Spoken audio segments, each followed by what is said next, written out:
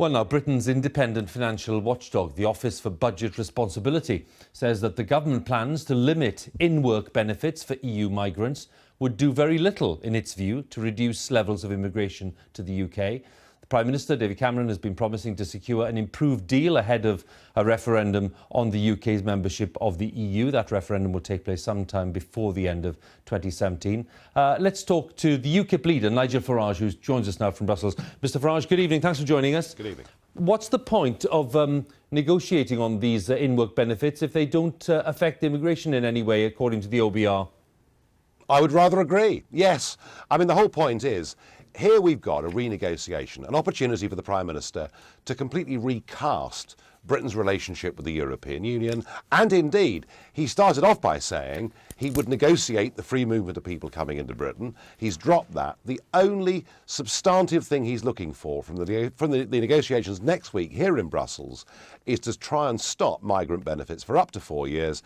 And I think the Office of Budget Responsibility have got it right, because, do you know, the minimum wage in Britain is 9 times that of the minimum wage in Romania, and set to rise up to about 15 times the minimum wage in Romania. People will come in vast numbers, regardless whether they qualify for benefits or not. So what should he be concentrating on in these negotiations if it's not that? Well, I mean, for the British people to vote in a referendum to stay part of this European Union, I think there are 2 key things that people would look for. The first would be the ability of Parliament to veto legislation that was seen to be against Britain's national interest. And the second, an absolutely crucial point, is that we can control who comes to live, work and settle in Britain. And that used to be an issue of just simply too many people coming to Britain, a driving down of wages. But I think post-Paris, this is now about security. You know, have we got the ability to stop bad people coming into Britain? And that isn't even on the negotiating table. When you look at the letter that was sent by Donald Tusk to the other member states yesterday, according to some cabinet ministers, including Ian Duncan-Smith, he said it was carefully drafted to say that the door is still open to discussions on British proposals, including this in-work benefits proposals. What do you make of that reading? I think what's going to happen is next week in Brussels, the British Prime Minister will leave empty-handed. There'll be a confected argument and row. The Prime Minister will tell us that unless he gets some of his demands, he may well back the Leave side in the referendum. And then 8 weeks later, we'll be back here in February and there'll be a deal of some kind. The point I'm making is whether we get a deal on migrant benefits or not isn't the point. The issue is that we have an open door to hundreds of millions of people. We have net migration running at 1/3 of a million a year and rising.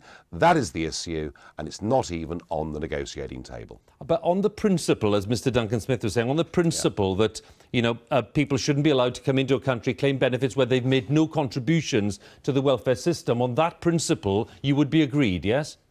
Well, of course, and in fact, it was in the UKIP manifesto that period should be 5 years, and the government's nearly matched our original idea. Of course, that is right, but it is a minor part of a very much bigger problem. I mean, our population now is rising by nearly 500,000 people a year. Most of that is because of net migration. Is it any wonder today that you saw the government effectively are going to scrap the green belt, that we have a chronic shortage of primary school places, and a massive health crisis? We are not in a position to accept our population rising as quickly as it is. One of the big headlines today, Mr Farage, as you know, is all the reaction to what Donald Trump has been saying in the US, calling for a ban on Muslims entering that country. What are your thoughts on not just what he said, because there's been a range of reaction today, but on what's prompted his remarks as well? Well, look, you know, we all know that we've seen atrocities. We saw one in Leytonstone that was very unpleasant the other night. We had the killings in America with 14 people dead last week, Paris, and it goes on and it goes on. We have a huge problem and we need to deal and worry about security in our own countries. I would suggest perhaps that's an even bigger priority than what happens in Syria. But I think that Mr Trump's somewhat knee-jerk reaction to this, saying that all Muslims should be banned from coming into America, was perhaps for him a political mistake too far. Do you think it disqualifies him in some way in this race or not? Well, it doesn't disqualify him. It's up to the Republican Party and it's up to people in open primaries to decide whether they think what he said is acceptable or not. I mean, he is somebody that keeps pushing the boundaries of debate. And that can be a healthy thing in politics, but I suspect with this comment, he's gone too far. I would expect people to say, look, this is unreasonable, because what you would be doing is punishing a lot of very good people because of the actions of a few. Mr Farage, good to talk to you. Thanks very much for joining us. Thank you. Nigel Farage there in Brussels, the UKIP leader.